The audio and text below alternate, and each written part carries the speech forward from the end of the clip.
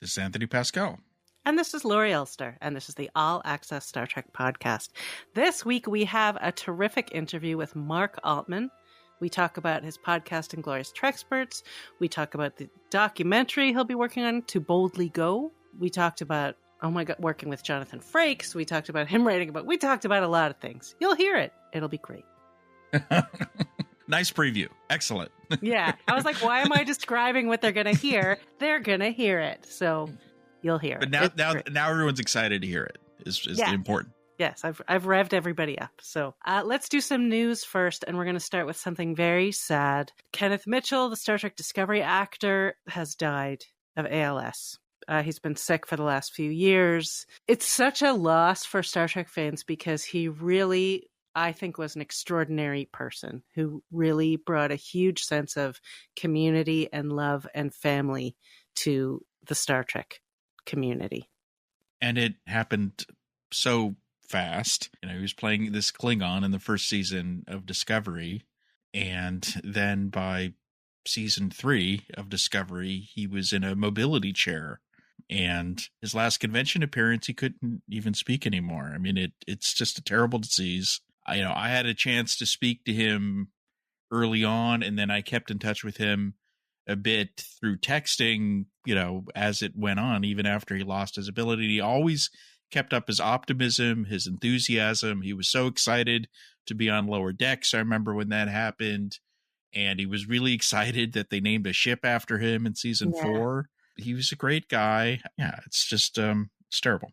He inspired the people making Star Trek to want to keep working with him, even when it became difficult. So they wrote roles that suited him, or he'll just do voice work. So he just, I know on the Star Trek cruise they had, that they were all there when they found out, and they had this big rave in his honor because he'd been at a rave there, and they did a Klingon howl for him. And the guy has a beautiful family. It's a heartbreaking loss. Such a beacon of hope, I think, Ken Mitchell. I met him and worked with him very early on in the first season of Discovery because he was on After Trek, and he and I grew up in neighborhoods not that far from each other in Toronto. So we bonded over the Canadian thing. There is a GoFundMe set up for his family. They obviously have a lot of medical expenses to cover, so we'll have a link to that. If you can afford to contribute, it would be lovely if you could. I was surprised by the outpouring from the Trek community. I mean, Trek community is always great, but people I didn't know that knew him. I mean, Shatner got in, and Jerry Ryan, people who had no connection to Discovery. I think they met him at conventions and stuff like that, and he just had a big impact on the community, I think. Yeah, I think on everyone he met, and also people he worked with from outside the Star Trek world. I saw Elizabeth Banks posted a big tribute to him on her Instagram. So he did a lot of TV. He did a lot of work, and everybody remembered him. And he was in a Marvel movie. There you go. So I've got a little bit of a business update. Exciting news, everyone. For everyone worried that Warner Brothers Discovery was going to take over Paramount, don't worry. Those talks have officially ended. So that's not going to happen. I, for one, am happy to hear that. There's no real news on who is going to buy Star Trek, or not buy Star Trek, buy... I'll buy Star Trek. Well, you get... It's part of the deal, Okay. Buy the company, get some Star Trek. Paramount did their quarterly results. These are often an opportunity to announce things. In fact, they did announce a new NCIS show. They announced a bunch of movies, like another Naked Gun movie. Exciting. I'm excited, actually. So there was no real Star Trek news. The CEO mentioned Star Trek like once when he was just kind of rattling off everything coming up next quarter. He mentioned Discovery, but we didn't get any details on other shows coming. So there's no big news for Star Trek, except that it does seem like they're more open to licensing stuff. And another thing I'm reading between the lines is they're pulling back internationally on spending. So they need the stuff that they make for Paramount Plus to work globally. And that's now more important to them because using their domestic products around the world. And as we know, Star Trek does appeal in certain markets well, but in many other markets, it doesn't. So, right. Interesting. But Star Trek Discovery, which is coming here soon, it turns out it's also going to be coming to Sky Showtime in Europe, and which will include all seasons of Discovery. Right. So we talked about Sky Showtime last week. I said they don't have everything. Well, now they are getting Discovery, which is good news because like season 4 of Discovery, for half the people in Europe have never seen it because they pulled it off Netflix before season 4.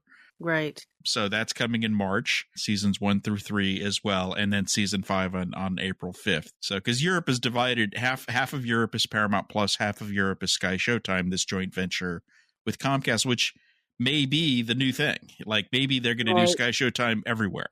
You know, the CEO of this joint venture recently was talking up. He's like, if you're a Star Trek fan, you want to be with Sky Showtime. So he appreciates the Star Trek guy, and they have all the old shows. Right. So that's it for business news this week. But there's still more Discovery news. Actually, this was a bit of a surprise. We got a trailer. Yeah, we did, with new stuff that we hadn't seen. They tied it to this thing called IGN Fan Fest, which sure. There were other things released. I mean, IGN's a big company, and so they did it with that. There we go.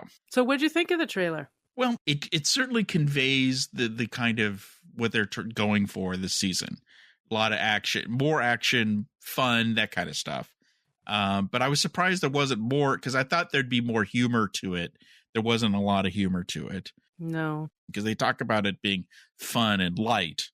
So I'm curious about how, are they going to go for it? Because what they really went for this is more heartstringy. It starts on this theme of family. It ends on a theme of family. So they seem to really be digging into that, that it's the last season. That's what they're leaning on a lot. But I also think they have talked about it being fun. I don't know if the word light was used a lot. That's a good, maybe I don't think that show has ever been light. That's true. Yeah. So that's not really part of its DNA. But we did a full, I say we, but when I say we, I mean you, did a great detailed breakdown of the trailer, which you guys can look at on the site. But there are a few things I think that popped in there that are worth talking about. One of them is, it certainly looks like, Saru and Tarina are doing well.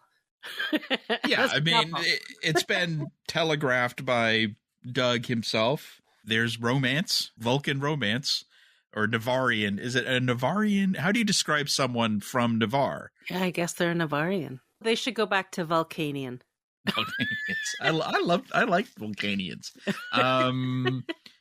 So yeah, there's definitely that. But there was hugs and cute moment. There's Michael and Book, and there's Book with no shirt. Just saying.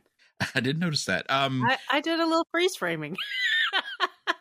There's Tilly hugging Michael, and a nice moment with Reno and Adira. So they're really emphasizing this family together. But there was a lot of plot stuff in the trailer too, because we know that the season is about this big mystery, and about this puzzle box is like a major part of the trailer, which we've seen before. When you look at the puzzle box, it just seems to me like they're saying this is literally a mystery box. Like, here it is.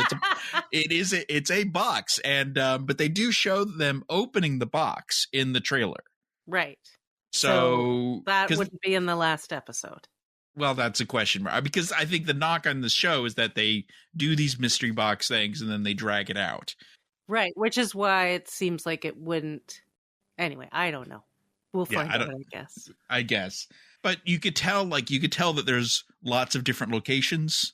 There's like a jungle planet, there's a desert planet. There's at least 2 different shots where they're shooting at the quarry, once at night, once during the day, to make it look like 2 different planets. It does seem like they're getting off the ship and they're getting out there and they're doing stuff. And I am 100% for that. And, a lot of people are taking notice of, there's a scene where the bad guys, Maul and Locke, are in a shootout with Michael and Book in what is all pretty clearly a redress of a USS Enterprise set from Strange New Worlds, the sick bay set. But when you look at the screens, you see the symbol for the Terran Empire, which kind of doesn't make any sense. Right, given that we know that the mirror universe and the, regular universe I believe they call it the Prime Universe. The Prime Universe. I'm going to call it the regular universe, see if that catches on. Okay. Have drifted so far apart. They made a big point of this, that they're too far apart now. Well, the Terran Empire, I mean, we saw Deep Space Nine, we saw Intendant Kira and all that stuff, and Smiley. The Terran Empire, Spock successfully, right? It went away. It doesn't exist by the 24th century, and this is 8 centuries later. So there's two possibilities. One is they do what Giorgio did, which is they hop universes and they go back in time. And time travel at the same time. Or somehow there's a Terran Empire ship.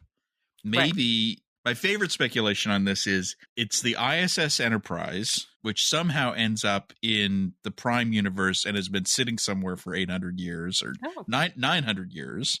And inside, this is my favorite crazy theory, inside the stasis chamber, the one that M'Benga likes to use to keep his daughter for some reason. Well, she's not in there anymore. But yeah. Well, but she used to be in there, is a certain former captain, Prime Lorca. Huh. Interesting. I mean, that is just a crazy theory. But I know, I would be so thrilled if he turned up, though. And that is a way to do it. It could be, for example, that, because they've got this puzzle box, they're searching for clues. They're like, okay, the only way we could open the puzzle box is we need this thing that's on the right. USS Enterprise. And they're like, well, the USS Enterprise was destroyed. And they're like, well, what about the Mirror Universe Enterprise? And they're like, okay, well, I guess we're going to the Mirror Universe 900 years ago because it's the only way we could get the doohickey to open up the thingamabob. Right. Because I think this season is going to be a lot of that kind of stuff. Yeah, getting a doohickey to open the thingamabob, and then which opens the next thing, and then you got to go get that thing. Yeah, which is fine. The thing I was intrigued of is there was literally one frame where it zooms in on something that looks like Zora but isn't Zora on the Enterprise.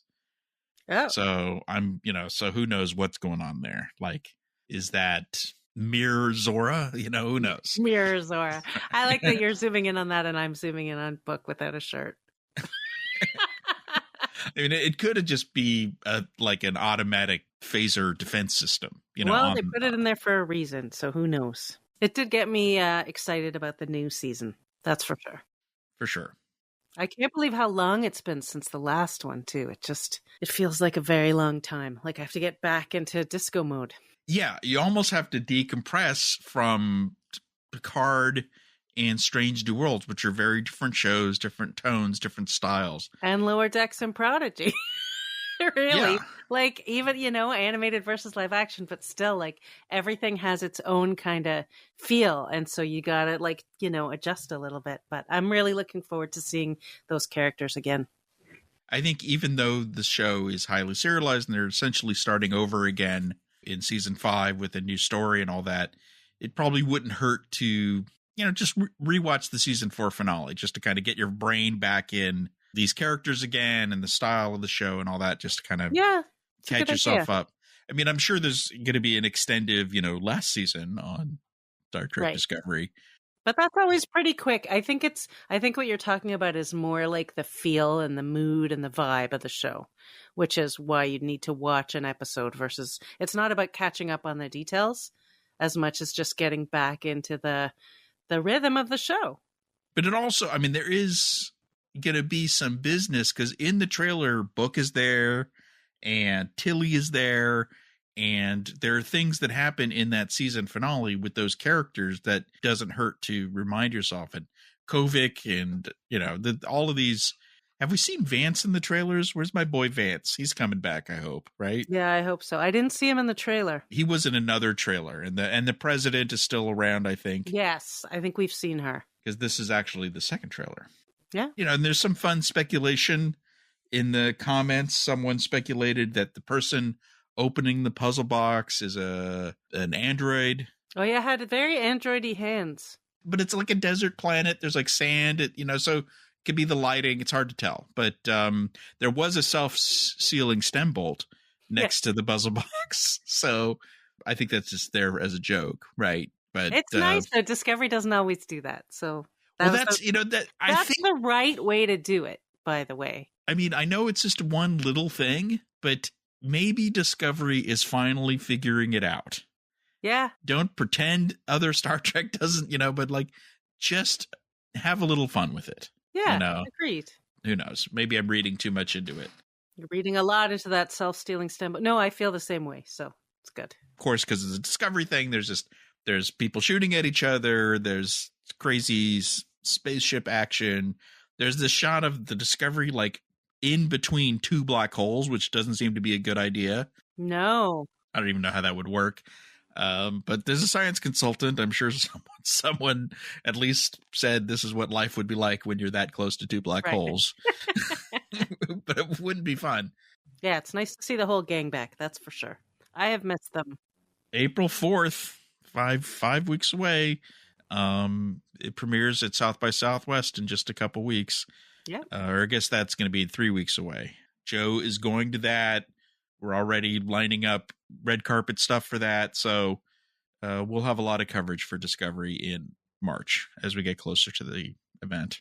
Yeah. All right. And there's also Sonequa Martin Green and Tawny Newsome showed up in this video. What's the background of this video, Tony? Because I don't know much about it. There's two things. One is that it's Black History Month, or when you get this podcast, it won't be anymore, I don't think. But it was released for Black History Month, but it's some new web series, Stargaze. And this is their first episode, and it's they describe it as conversations between unrepresented stars on screen who bring diverse characters to life. And the first episode is Tawny Newsome and Sonequa Martin Green just sitting down and talking. Yeah, I enjoyed it. I think it's worth a watch. It was nice watching the two of them talk and bond a little bit and talk about their different experiences. There's some Star Trek talk about it. What was interesting is hearing Sonequa talk about the weight when she took the role initially and how she felt, Nichelle Nichols' legacy and how she had to be perfect so that she does the legacy right and she does everything right for the Black community and for women. And it does seem overwhelming, and she says now she's kind of cool with it, but it took her a little while.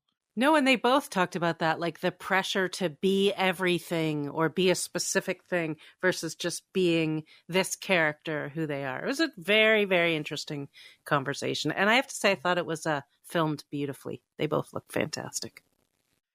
And Tawny does talk a little bit about how she's applying these lessons in this history in the writer's room of Academy. So I guess that's it. I mean, there's one other fun thing. There's not really news, but the Star Trek Prodigy team shared on social media. Aaron Watke kind of led this effort. This week they had their wrap party. I mean, they wrapped in December, but I guess because that was close to the holiday period, they delayed the wrap party. Season 2 wrap party. It looked really fun. They had bartenders in Star Trek outfits and just a bunch of really great, happy, excited people having crazy drinks and cookies and a good time. Yeah, there's this place called Scum and Villainy here in LA. It's a Star Wars sci-fi themed bar. There's a Star Trek room, and when you went in there in the party, you could, if you look at these they're windows, but they're actually TV screens. You could see the protostar. So it was. I wish I was there. Me too. I loved it, and I was so jealous.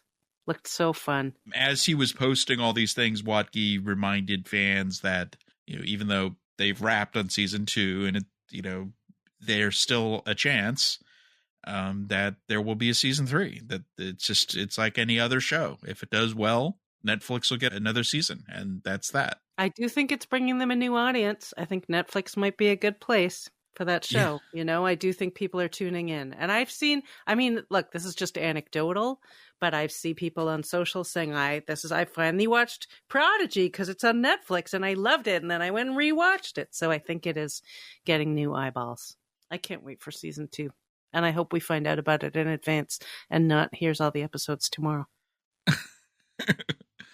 Yeah, I'm still betting May. I don't know why I've said that, but I still think May is the time. All right, well, I'm going to hope for later May because I'm away for the first week of May and I don't want to miss it. So last week we said that Star Trek The Cruise was about to launch. It did launch. It's now back. And You should just check out our coverage. I know I'm like pimping the website, but it's Aaron Bossig, who's one of our contributors, went on the cruise.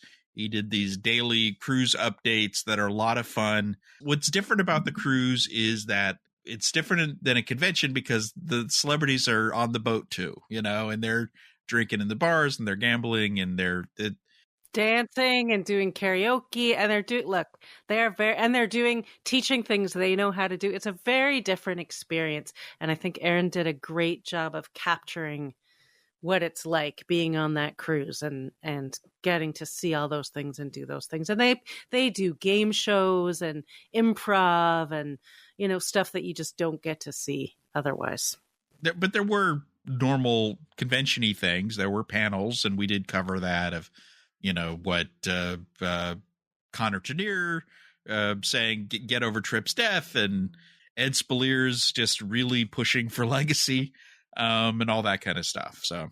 So go check it out. There's lots of good fun detail in there and pictures and things like that. But let's get to our interview. I want you guys to hear everything that we talked to Mark Altman about. It was a really fascinating conversation.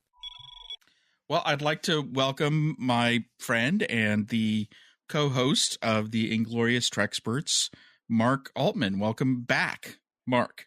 Thank you, guys. It's good to be back here on the Trek movie shuttle. What shuttle pod? What do you call this podcast? We have two podcasts. Brian and those guys do Shuttle Pod. Laurie and I do the All Access Star Trek podcast. That's right, All Access. That's yes. right. That's okay. Well, I'm happy to be back. Yeah, let's talk about your podcast, because we both just listened to the 300th episode of Inglorious Treksperts today. Isn't that crazy? 300 episodes. I didn't even realize it, and one of our listeners said, "Oh, you must be planning something really special for your 300th episode." And I'm like, 300 episode? I'm like, really? And I looked, and I'm like, oh yeah, look, we're like 297 or whatever. I'm like, that's crazy. I guess we should do something. Did you immediately jump on to Star Trek 3 as the thing to do? Yeah, I kind of knew that would be the thing, because that's been an issue with one of the more polarizing things that we've covered over the first 299 episodes. And I'd been talking to Terry and Steve and Kevin about doing something on Star Trek 3 because they so adamantly disagree with our take on it. So it seemed like the perfect way for 300. Star Trek 3, it's the 40th anniversary, all this stuff. So it worked out great. You wrangled some pretty impressive guests. How did you get all those guys? What was the sell? Well, I mean, the thing about our podcast is obviously it's really big in the industry. A lot of people who are, writers and producers and story, and studio execs listen to it because, we kind of put the show in context of the business side of things. And so, we've just been really lucky. Obviously, we've cultivated a great relationship with Terry since Picard season 3 premiered. Steve Asbell was a listener to the show and a big fan. We had him on. He was great. So we've had him on a couple of times now. And then, it had recently come to our attention. I used to know Kevin fairly well, and Terry's very, very good friends with him, and Steve obviously works closely with him because Fox and Marvel are both Disney companies. So Kevin had some strong opinions about some of the stuff we've been saying on the show as a fan of the show, and wanted to come on and debate it. So it seemed like it would be a no-brainer to have everybody come and talk Star Trek 3. And then, as you know from listening to it, Kevin's like, oh, I want to come on and talk about Star Trek 5 next. And it's like, okay, well, we can do that because it's also celebrating an anniversary, the 35th anniversary this year. So we'll probably do that. I don't think we'll wait for the 400th, but we'll do that sometime this year. Yeah, I was intrigued by the idea of in defense of Star Trek 5. Yeah, we've done that before, but it'll be interesting to get some other perspectives. I mean, I think we did and it was a very successful episode called "Oh Brother," which was our the Ultimate Treksperts Star Trek 5 commentary, where we really are very passionate defenders of that movie to an extent, and so I'm happy to revisit that, particularly because there's so many anniversaries this year, as you know. 40th for Star Trek 3, It's 35th for Star Trek 5. It's the 30th for Generations, and then it's the 45th for Star Trek: The Motion Picture. So a lot of anniversaries. Do you? I mean, because you were talking about defending Star Trek 5, and obviously there's a reason that you have to frame it that way. But for Star Trek 3, do you feel like it's a film that requires defending?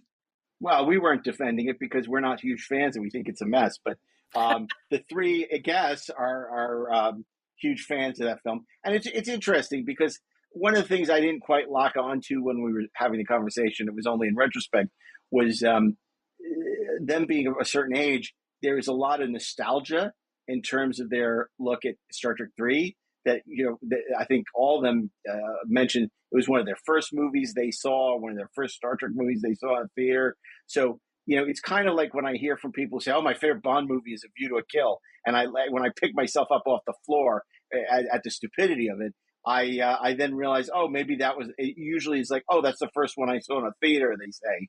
Or, that I used to watch that with my dad or my mom or whatever. So sometimes nostalgia enters. And I think in Star Trek 3, I think nostalgia colors a lot of people's feelings about Star Trek 3 because, and also the fact that there are some virtuoso scenes. So like Stealing the Enterprise or the great score that it has, or the fact that it uses the ensemble better than virtually any of the other pictures, I think colored people's impressions, and they overlook a lot that's, goofy or, bad about the film, including the script and a lot of the direction.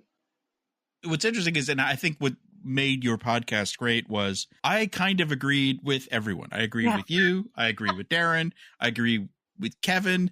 It's like, because I have, I think when I was a kid, I liked the movie, liked 2 better, but I enjoyed it, but as an adult, when I look at it, I could see the flaws, but I still love it's in a weird way, it's like less than than its parts.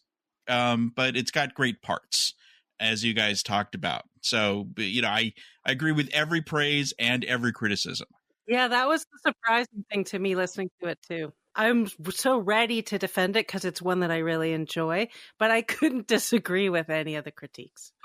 Well, that's the thing, at its heart, our show, we try in 99% of the time, I think we succeed on celebrating the love. It's about what we generally try to emphasize what we love about Star Trek. So even when we're being critical of something, look, it's not a movie that we would argue that we hate. It's just a movie we think is terribly flawed. So even when we're criticizing, we do it with a little wink.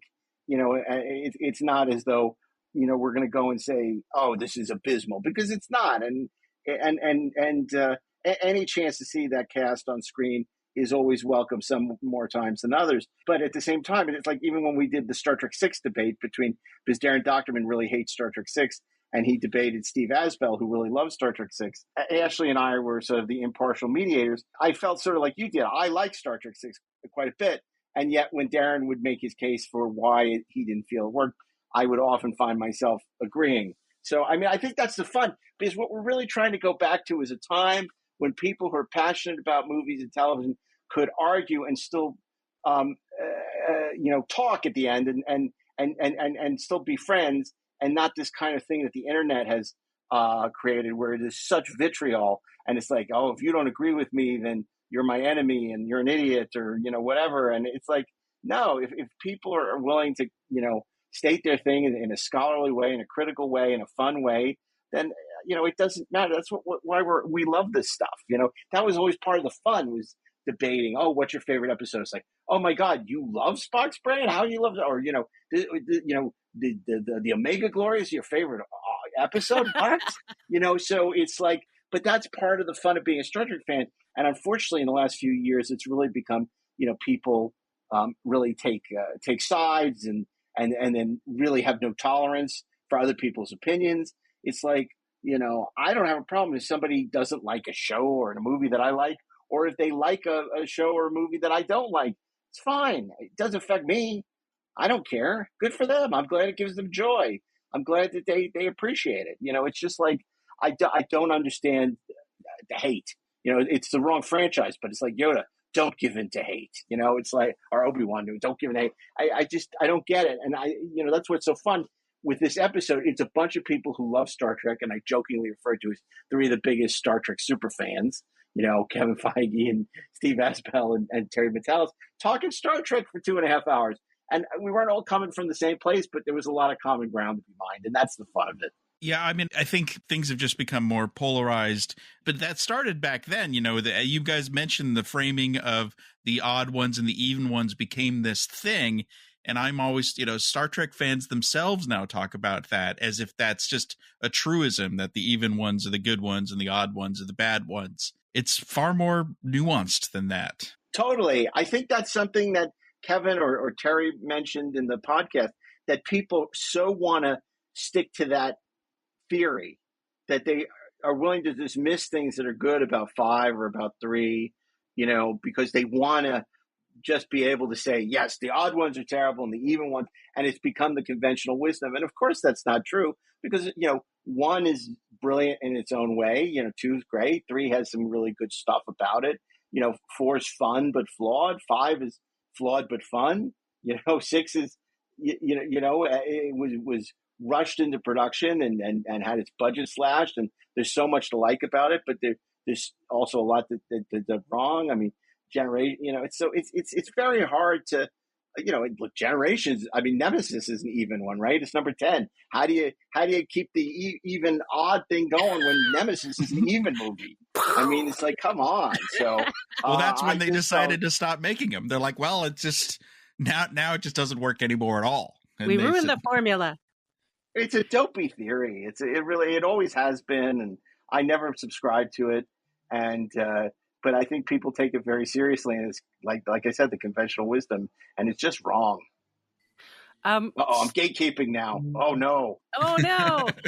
I mean, it's Star Trek V. I especially want to hear you guys talk about, because you did the most incredible interview with Lawrence Luckenbill. Oh, that was so much fun! Yeah, that was amazing conversation.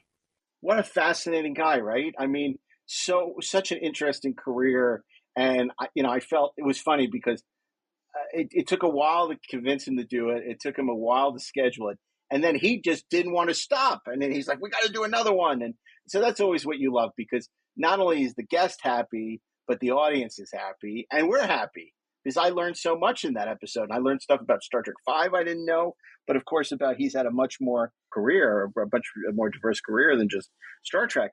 And it was great to talk about, Boys in the Band, and about, a lot of the other movies and TV shows that he did, talking about Bill Friedkin, but, and then some of the stories he talked about how Leonard wanted to play both the parts, and how he felt, he felt Leonard may have resented him because he was doing the role that Leonard wanted. It's like, I'd never heard that. And I've heard a lot, I mean, there's not much I don't know about Star Trek. And so it was really fascinating, to coin a phrase. He was great. Yeah, I really love that one. And I'm just wondering if you have other sort of favorite big guests like that you've had over time on the Treksperts.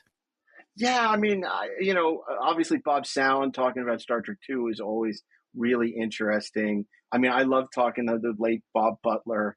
That was fantastic, talking about Filming the Cage. Joe DaGusta, who did the casting of the original series, he was fantastic.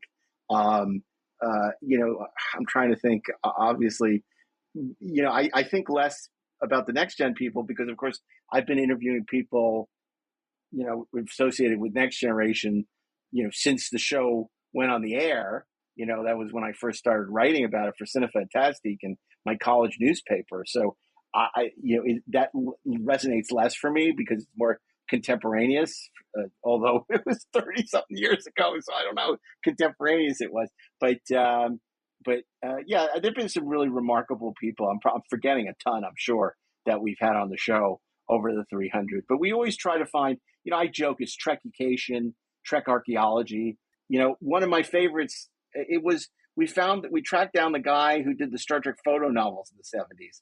This guy, George Pappas, and Laszlo Pappas.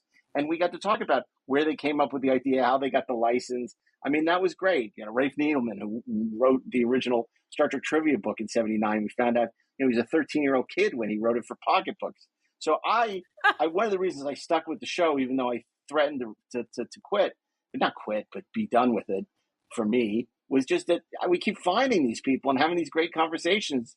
And I said, as long as it's fun, I'm going to stick with the show. And like this 300th episode we just did, it was super fun. I mean, we after 2.5 hours, we're like barely scratching the surface. And I could tell we all could continue. You know, I joked I could do this all day, but, you know, I felt like we all had work to do and get back to, and everyone had been very generous with their time, and we stopped, but we could have gone another 2 hours talking about Star Trek 3. So that's great. What I appreciate is that even though Lawrence Luckinbill was an actor, I think your best episodes are the ones where it's a behind the scenes person, and even these more obscure ones, you know, because you guys do the deep dives with some of these people that I've never even heard of. And so I hope you keep on doing it because you keep on unearthing these people. You guys have big plans for the year. I mean, you're going on tour this year again, right? Yeah, I mean, we're doing a big convention tour again. So, I mean, we're going to be in Richmond, March 14th to 16th. And while I'm there, I'm doing a Q&A with Shatner for his new documentary, you know, My Name is Bill, on March 14th, which is great. You know, I always enjoy seeing Bill, and obviously to talk to him about this documentary that's coming out about his life. Although I understand that Free Enterprise isn't in it, which was frustrating, but they did name the movie after a line from Free Enterprise, so that's cool. But it's always great to sit down with him. He has such great stories. He's such a great raconteur. So, you know, I'm looking forward to that. And then I think we're in Oklahoma City in May, and I'm finally doing Ticonderoga. I'm going up as a guest for Ticonderoga in May, which is with I think Brent and Jonathan Frakes and Clint Howard. So that's going to be really fun because I haven't been on those sets before. So, James Cawley has very kindly invited me multiple times, and it just never worked out. The stars didn't align, but it looks like the stars have finally aligned. I'm going to be able to go up there. I'm really excited about that.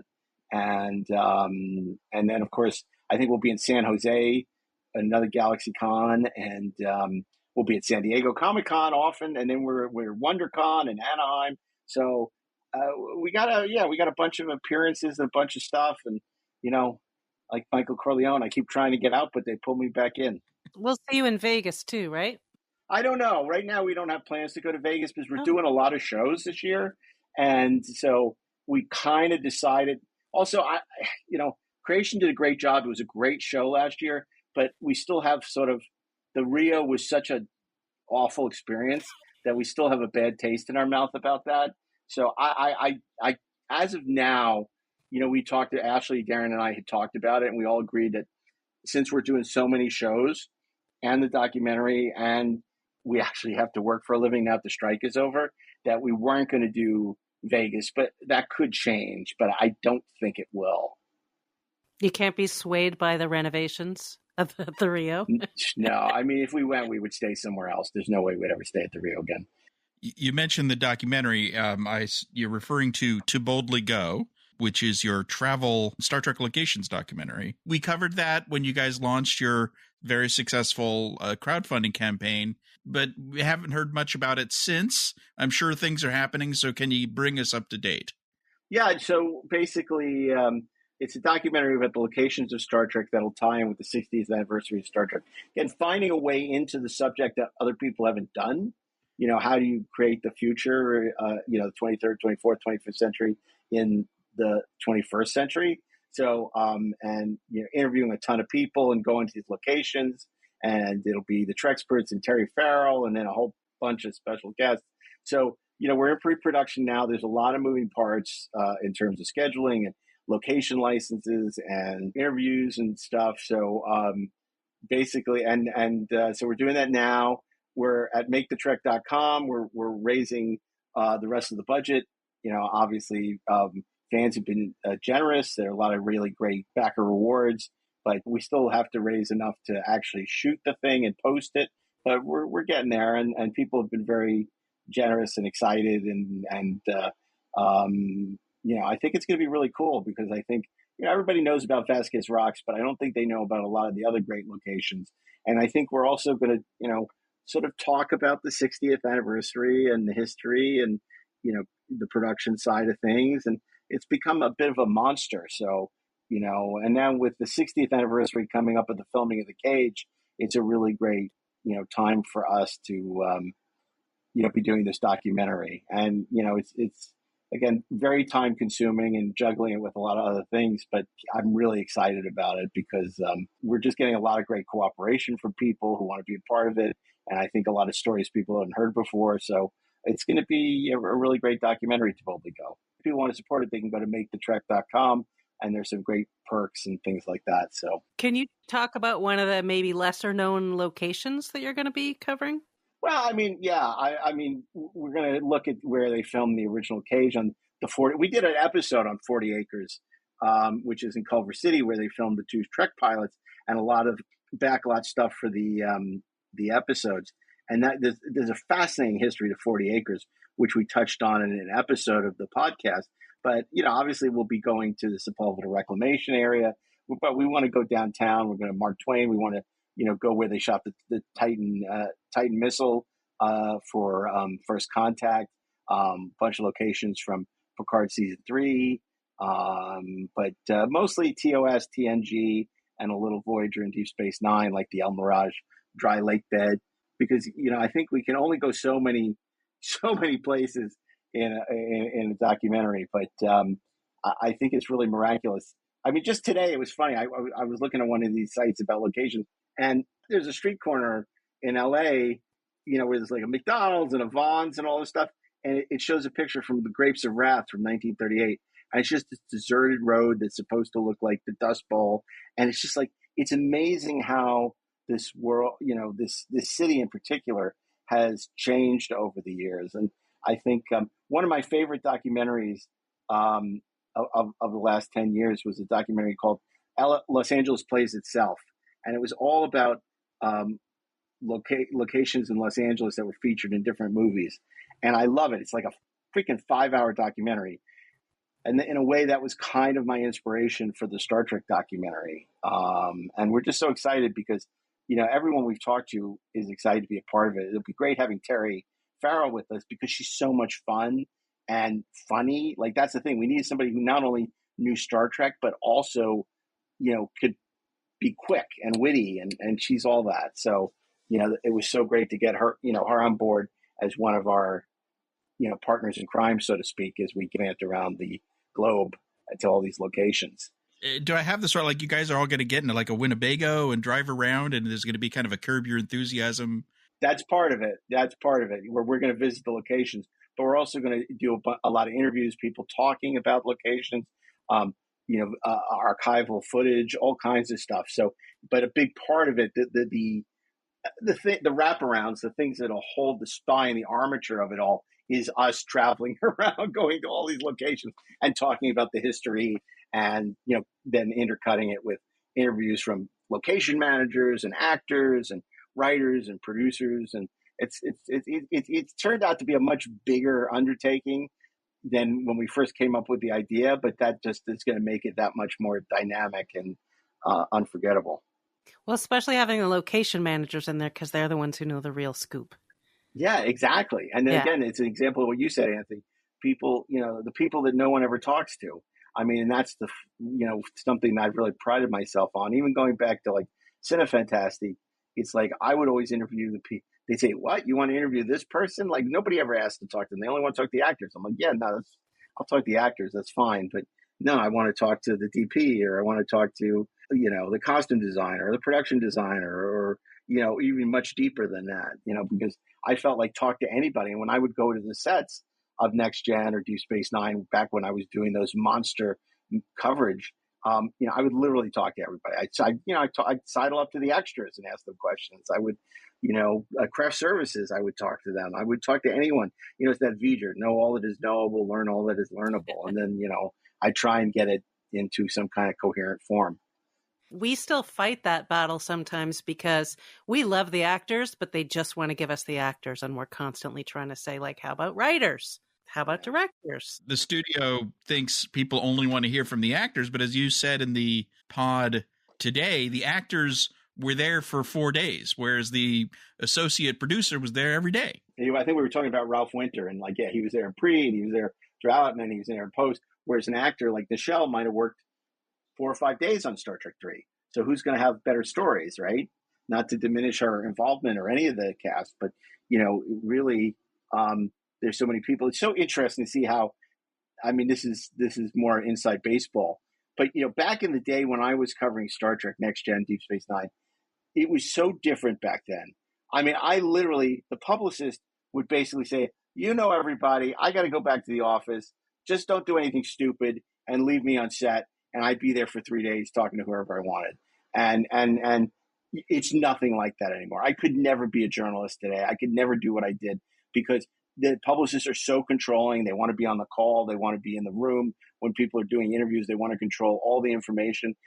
I could never do that. And it's funny because sometimes on the podcast, people say something and there'll be pushback. And I'm like, I literally don't care. Like publicist calls, I don't care because I don't need to care because none of us are journalists. We do the podcast.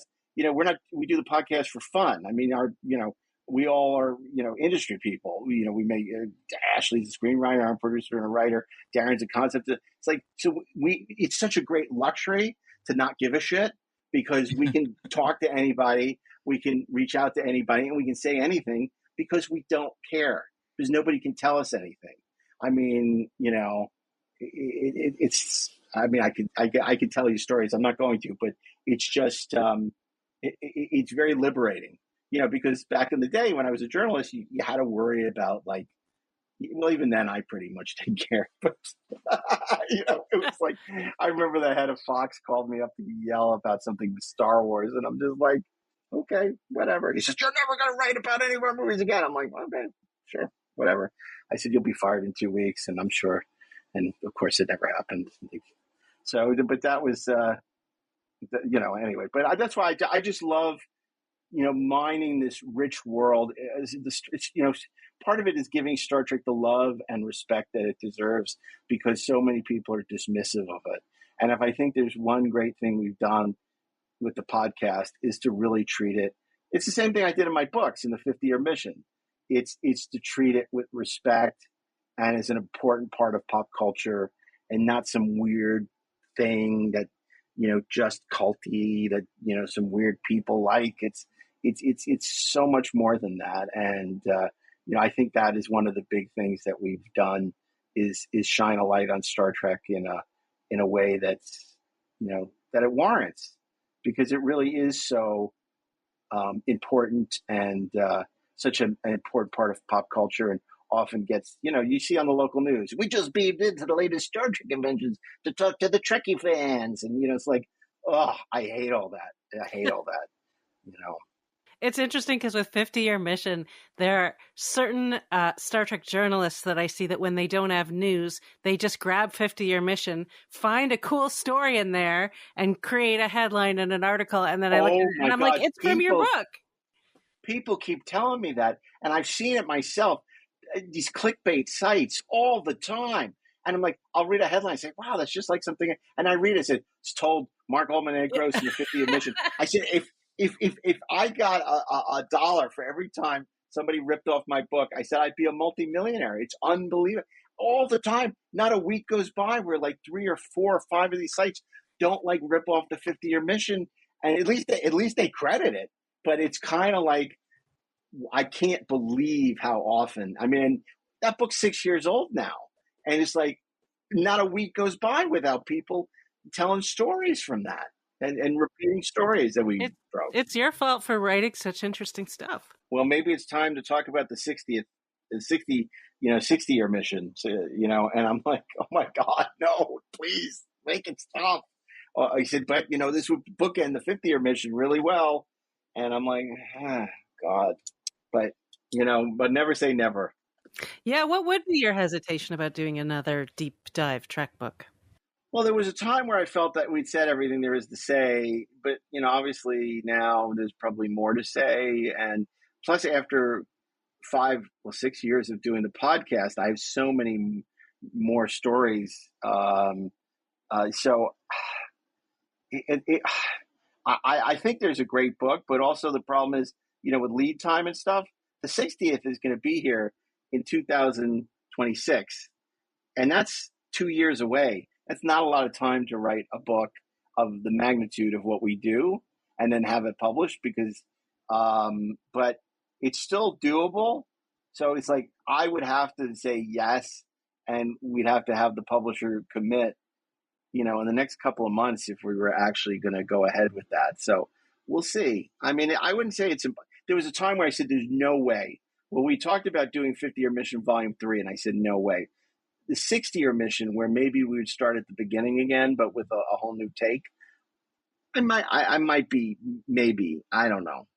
I mean, in a way, we're already in the 60th. I saw a thing where this was actually in January.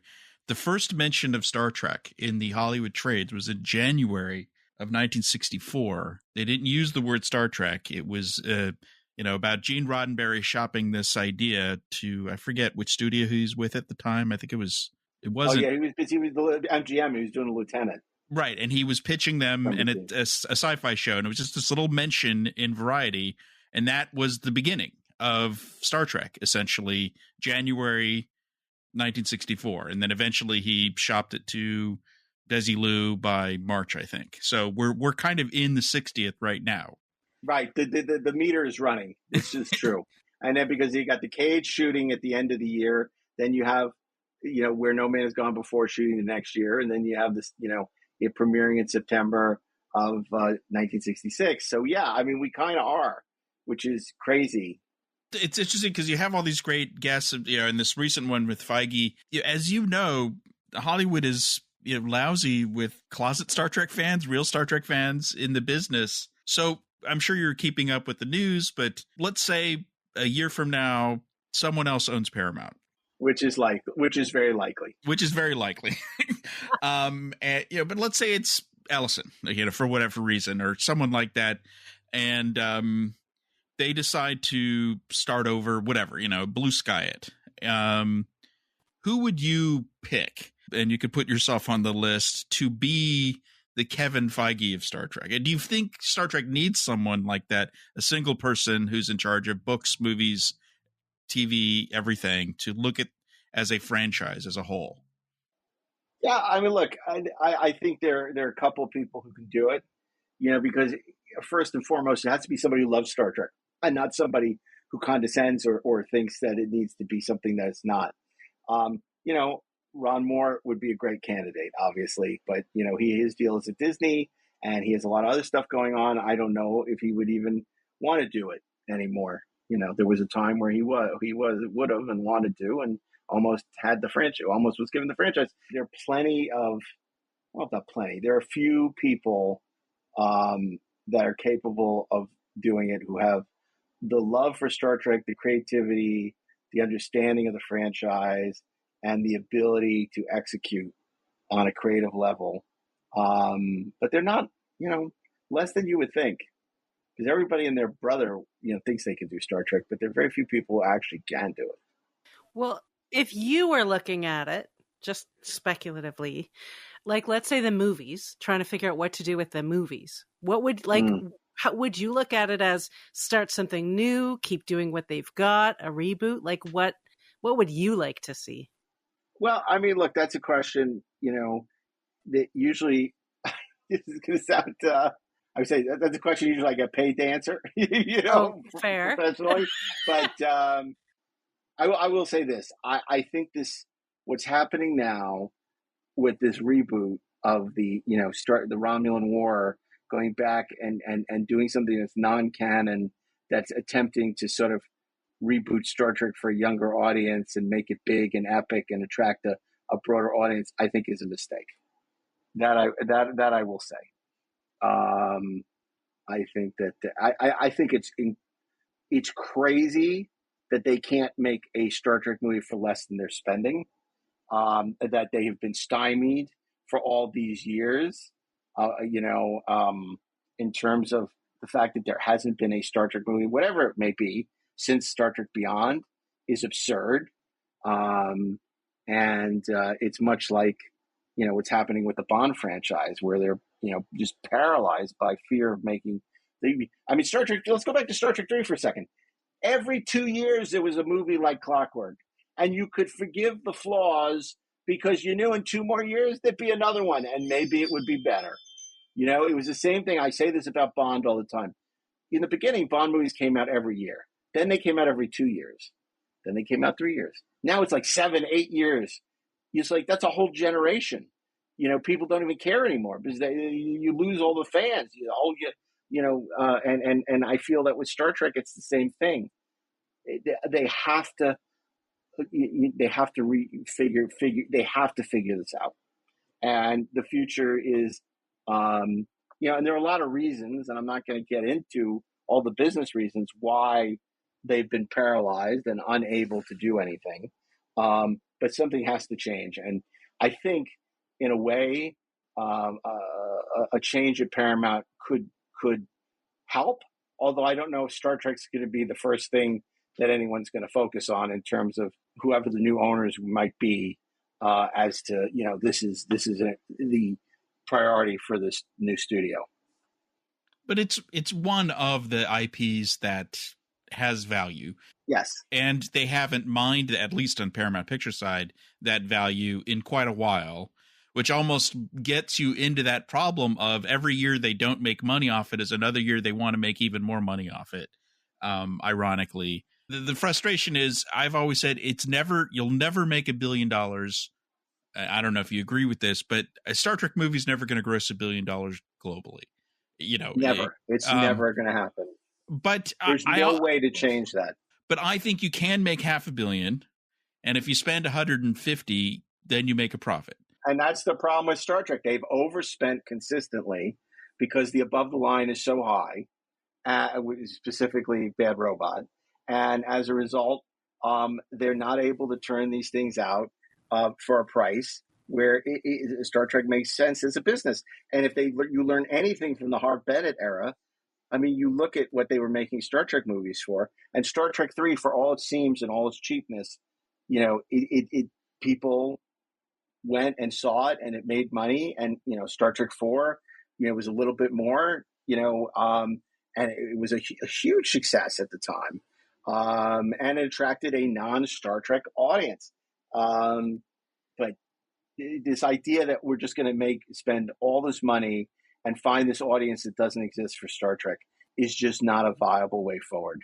But there is a middle ground. I mean, because the other way to go is niche only. You make $80 million almost indie Star Trek movie in a way, because they did move it. I mean, you know this obviously, but they moved it to the TV guys. The budgets were not big 80s budgets. And so, there is a version of movies like that now. And I wouldn't go in that direction either entirely, although Hawley was kind of going in that direction, and I still would have liked to have seen When He Gone. I still want them to try to get general audiences, not just cater. Of course, no, you can't make money if it's just niche. You have to broaden the audience, but you have to do it in a smart way. And again, the past is prologue. Those who forget the past are condemned to relive it. Why did Star Trek 2? Why was that produced by the TV division? Why was that so cheap? Because Star Trek the Motion Picture made a ton of money, but it didn't make enough because of the budget. And it's the same thing that's happening now. So it's like, look, you're not going to make a movie for $13 million like Star Trek 2, but you need to say, okay, these movies aren't profitable. We have to make them for less and build back and build a new audience. Captain Kirk riding a motorcycle and, the Beastie Boys aren't going to cut it. I agree with that. I'm not. Maybe sometime you'll have to have me on I will come on your podcast and I'll defend every single one of the JJ movies,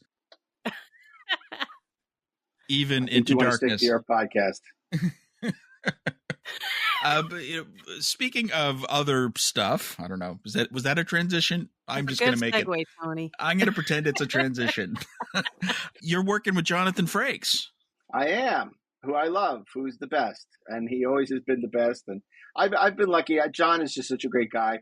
I mean, I know him going back to his days of wearing his little pink bathrobe on the set of season 1 of Star Trek: The Next Gen, and then we've been lucky enough to work together a couple of times on Librarians, and now we got a new project coming up. So it's just one of my favorite people, and just immensely talented. So I'm excited about that. Well, let's back up. We probably haven't mentioned, what are you doing with Jonathan Frakes? Actually, we're doing a new TV series called Deathlands. It's based on a remarkably successful series of books, 144 books and counting, I believe. and he is directing the premiere, and he'll probably be back later in the season to do a couple other episodes, and it's going to be terrific. So we're very, very excited about that, and excited to be working with him again, because I just find his energy on set and his eye and his passion, second to none. Yeah, I recently called him during a panel I was moderating, the King of Star Trek, which he seemed to enjoy. But he is. Yeah, it was funny. We did a panel with him recently, and he is. I call him the mayor of Star Trek, because he's friendly with everybody across all the series. He knows everybody. He genuinely, what you see is what you get. He generally loves it. He's so appreciative for the career that he has. And, he comes on stage and starts singing Volare. And yeah. No, Deathlands, when, where, how will we see this show? We start shooting in late summer, and then it'll be next year, 2025, that probably the premiere. I'm really excited about it. I think people are going to love it. And, even though it's a post-apocalyptic series, I think what is at its heart is it's a show about hope. And I think in the world that we live in right now, that's something that's in short supply, optimism. And maybe that's something that we take from Star Trek.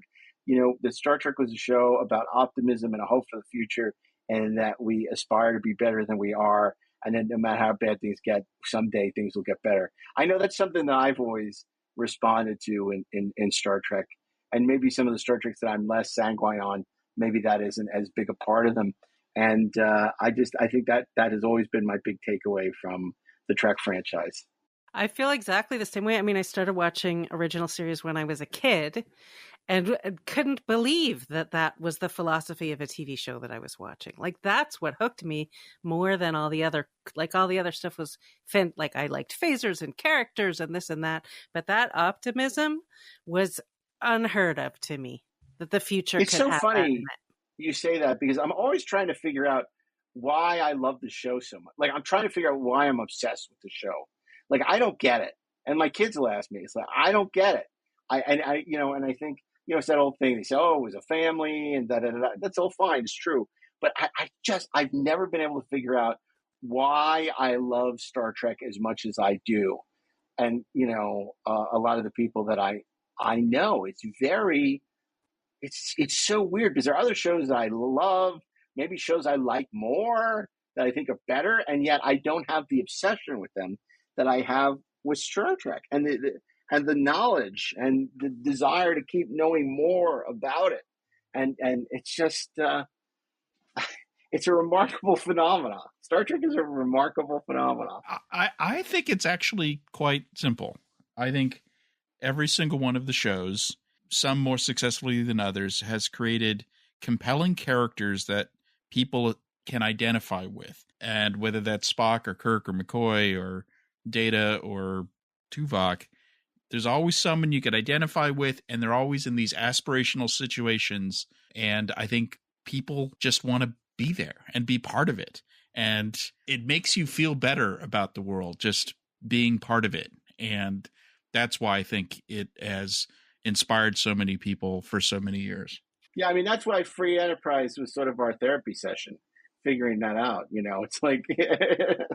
I also think something Star Trek did so early on, like, that they started creating books about how the show was made.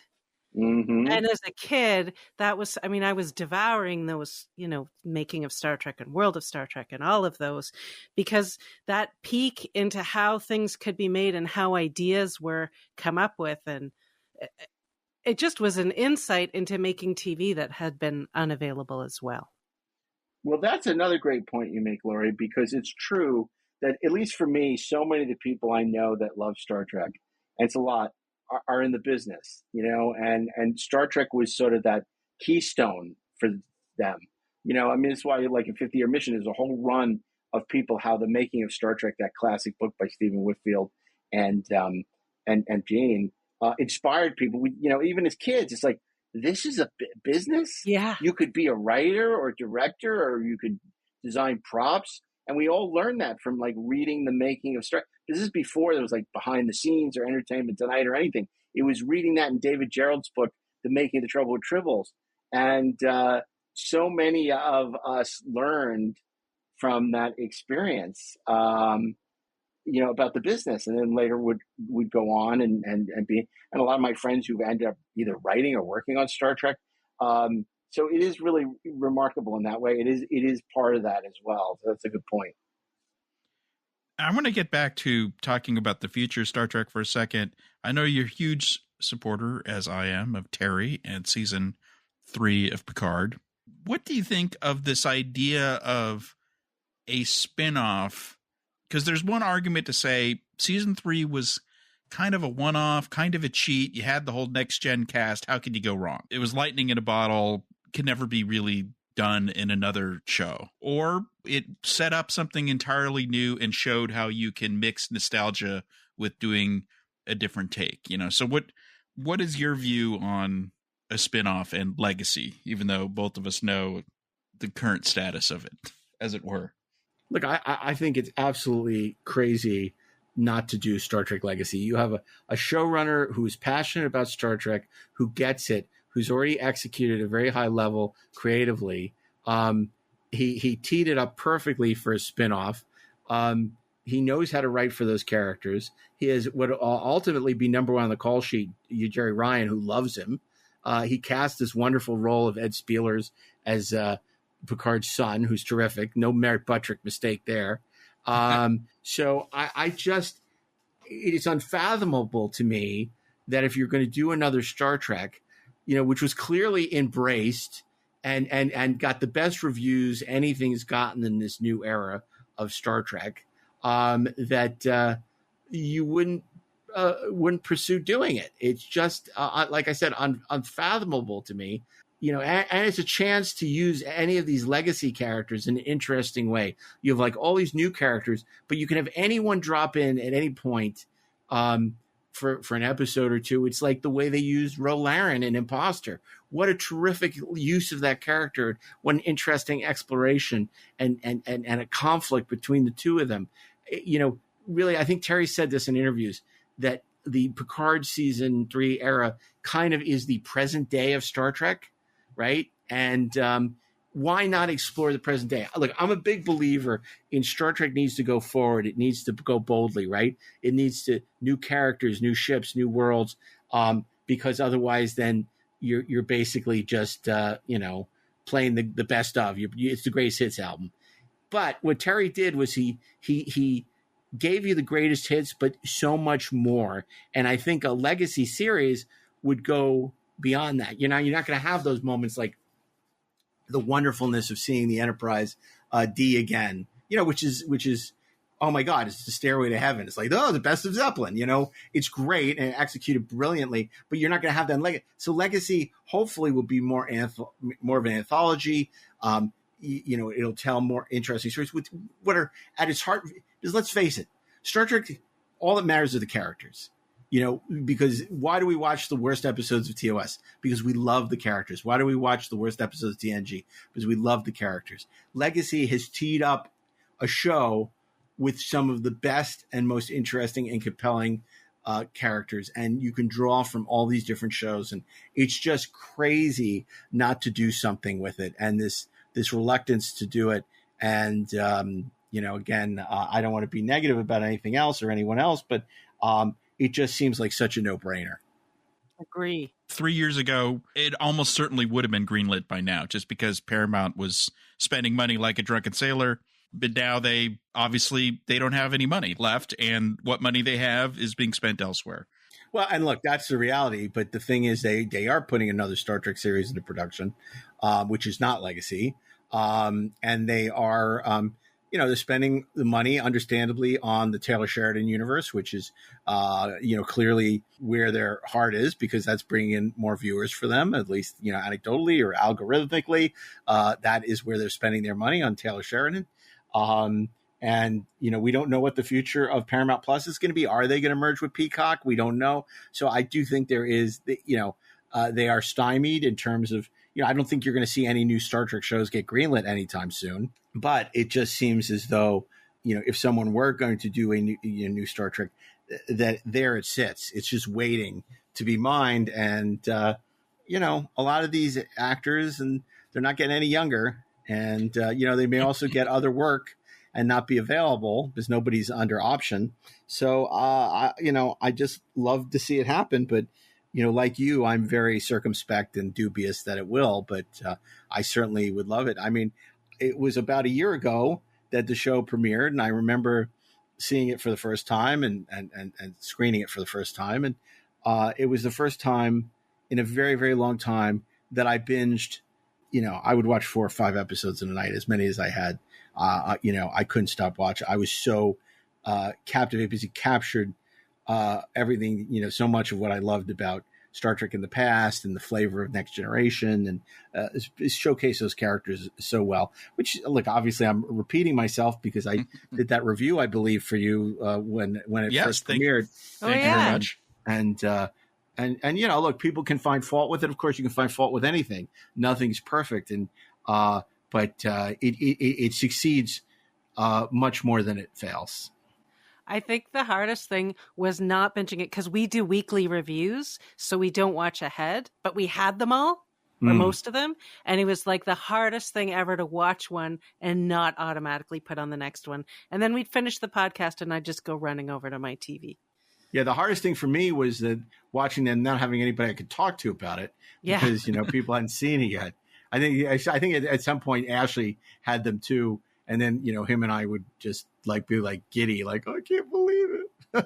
Yeah. I mean, I haven't given up on Legacy. I think I'm actually more optimistic than Terry is on it at this point. I think that what they can do, which would work with their budget, is next year they'll have some money left over to do another TV movie type thing like they're doing with the Michelle Yeoh thing. And they could do backdoor pilot. They have a backdoor pilot. It's called Star Trek Picard Season 3. Well, but that costs over $100 million, so. But it's done. They don't need to shoot a TV movie as a backdoor pilot for Star Trek Legacy. And I think, again, this whole idea of them having money, don't be so sure. It's like, and look, they just greenlit another NCIS, Michael Weatherly, and like that is going to have more viewers than any Star Trek show would. I don't hold out a lot of hope, and I don't think this is where they're going to allocate their limited resources. I just think you got to be realistic about it. No, we've been very clear on this podcast that they had 5 concurrent shows 2 years ago, and those days are over. Yeah, it's going to happen again. But they will. There's whatever they are doing at Paramount. If it's a streaming service, if they're licensing, I can't imagine a world where they're not creating a Star Trek show, at least 1 or 2 of them.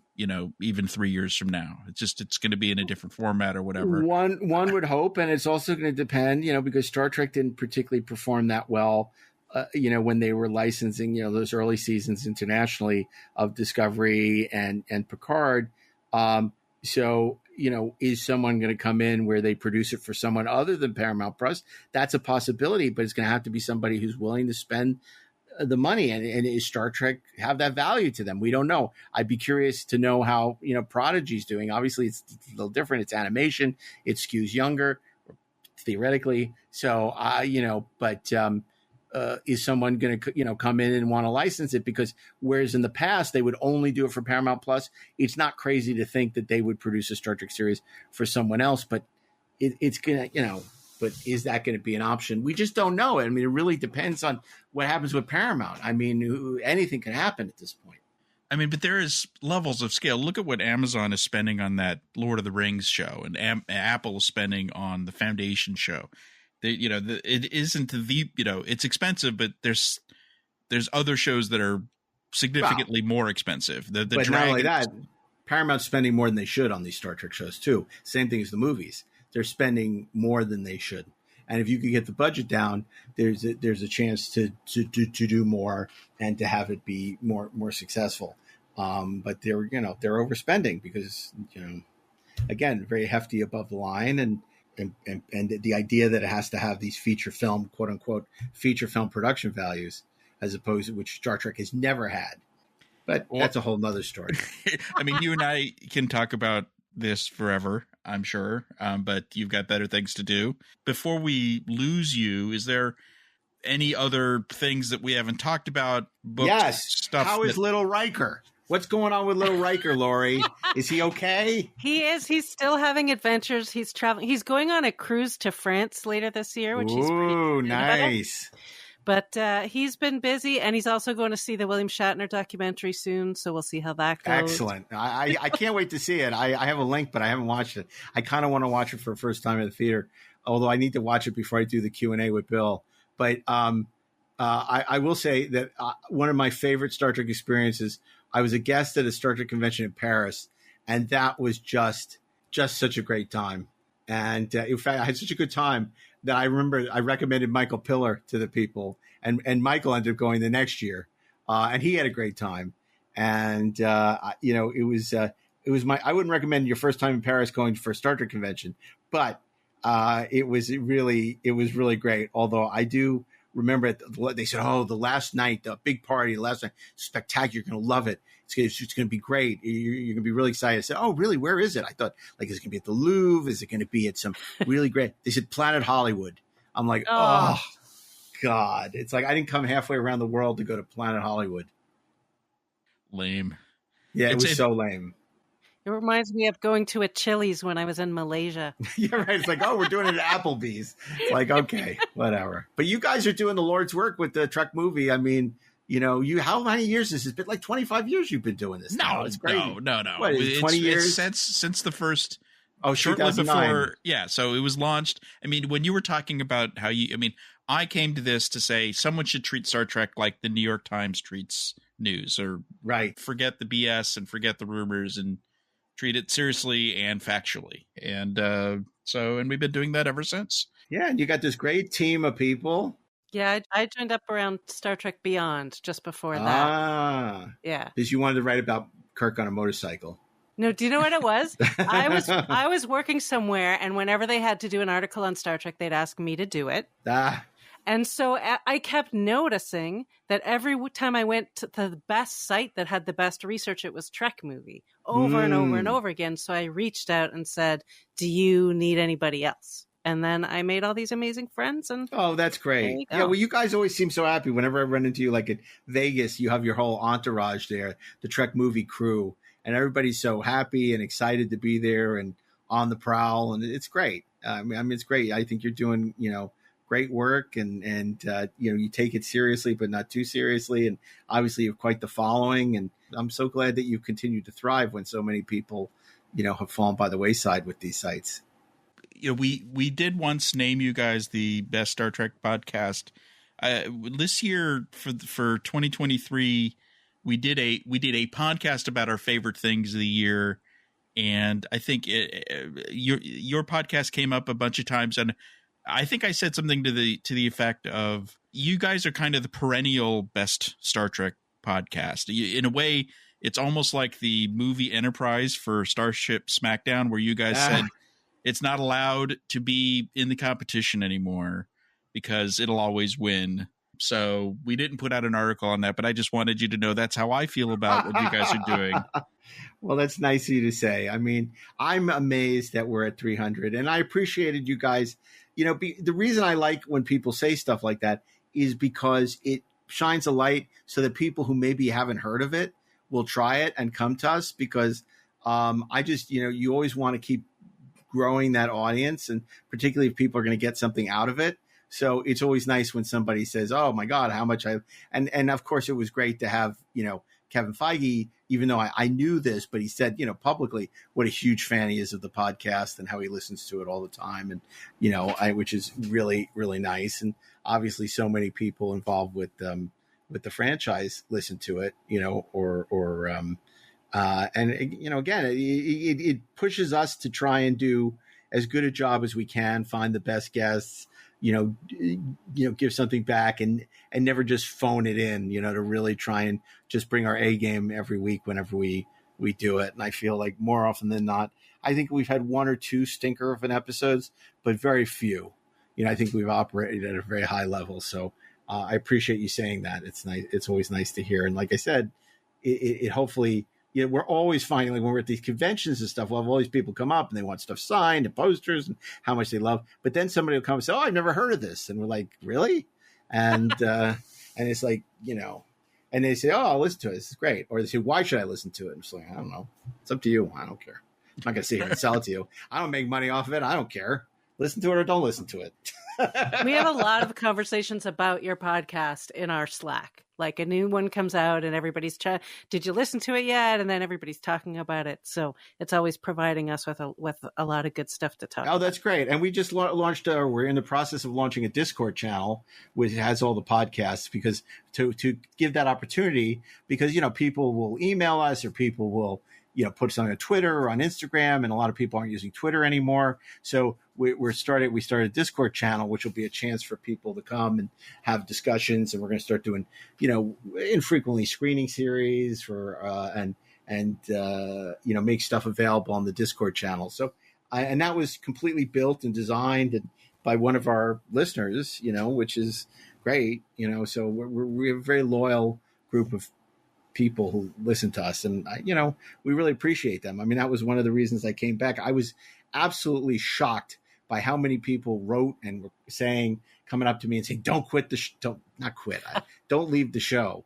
And I think if we hadn't had the actor strike and the writer strike and things had gotten really busy, I probably would have left, but thank God things had slowed down a little. And I just really appreciated the passion and how wonderful people were. And we got a lot of stories during I'm sure you did too, during the pandemic, from people like, I had somebody really dear to me who was in the hospital, and, I'd be sitting in a car and the only thing that would keep me smiling was listening to your podcast, or, people who went through really tough times. And like after you hear enough of these, it was like, I got to keep doing the podcast because it means so much to people. It's like, I don't want to walk away and be that guy if we're really having this effect on people. And, so I'm surprised sometimes about how many of those kind of emails and letters and things we get from people where it's like really touching them. And it's like really, they've gone through something really horrible, and the podcast has been like a source of joy for them. See, I'm not really as big an asshole as I sound. I actually do care a little bit about people. I'm not a complete misanthrope. Well, that's good to know that you're not a sociopath. Excellent. We determined Mark Altman has a heart in there. He has his emotion chip. Okay, so I think we should say goodbye. Thank you guys, so much. Thank Mark. you for having me on the show, and I hope to see some of the people in Richmond in mid-March, and definitely they should tune in anywhere that podcasts are listen to Inglorious Treksperts, and they can hear our interview talking about Star Trek 3 with Kevin Feige and Terry Matalas and Steve Asbell. Also, I'm doing a new podcast with my son, The Kids Stay in the Podcast, that Ashley and I are doing, where Gen Z meets Gen X to talk movies. And then, Peter and Lisa are on the Treksperts briefing room, where they do talk about individual episodes with notables. So a lot of podcasting going on. Indeed. Awesome. Well, thank you guys. Keep on trekking, ingloriously, of course. Thanks, Thank Mark. you. Well, always great to talk to Mark. Agreed. Yeah, I could honestly, I feel like we could have gone hours more, because I could have just asked him about picked a movie and said, talk to me about this movie. But you get that when you listen to their podcast too. So it's all there. They talked about Star Trek 3 for longer than Star Trek 3. Yeah. So, yeah, I could talk to him forever about pretty much anything Star Trek. Yep. So let's do our bits of the week. All right. I guess I've got a bit of a theme. I'm going to get political again, kind of. But I thought it was funny that in the New York Times, there was an opinion piece this week called "Could Swifties or Trekkies Decide the Next Election?" It's this analysis about how fandoms are kind of a great gateway to access communities for activism, and how certain activist groups are now looking to fandoms. There was a lot about younger fans and Taylor Swift fans and all of that. But it points out that Star Trek fans have kind of led the way in this effort as well. And they point to Trek the Vote, which is something that we talked about here on the podcast in 2020 and 2022. And I think they'll be back in 2024. Yeah, I think so. I agree. I think fandoms are a great gateway to getting people to register to vote and other ways for political advocacy. So that's my pitch of the week. I like it. All right. Well, mine is definitely not about politics. So mine is about an article that was in Polygon called The 10 Horniest Episodes of Star Trek Ranked by Cultural Impact. Now, I will say it's weird that there was no mention of Enterprise, which is definitely the horniest show, I think, by far. But the writer, Susanna Polo, beautiful writing. Like, this article is fun just for the phrasing of everything. But she says that she's focused on Star Trek episodes that are purely horny. So not romantic, like maybe there's going to be sex, but like actual, she calls those horny adjacent or horny acknowledging.